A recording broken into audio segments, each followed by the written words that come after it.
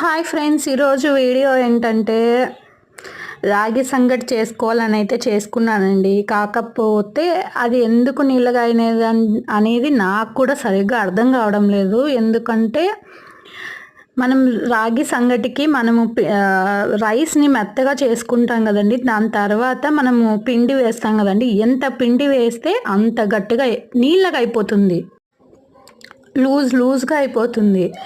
సరే అని కాసేపు స్టవ్ మీద కూడా పెట్టాను, అయినా గట్టి పడలేదు, అలానే లూజ్గా అవుతుంది. ఇవి ఏంటంటే రాగిలు అయితే మనము మొలకెత్తి నానబెట్టి మొలకట్టి మిషన్కి వేపిస్తాం కదండి, ఆ రాగి పిండి. ఇది వరకు మీరు నా ఛానల్లో చూసారు.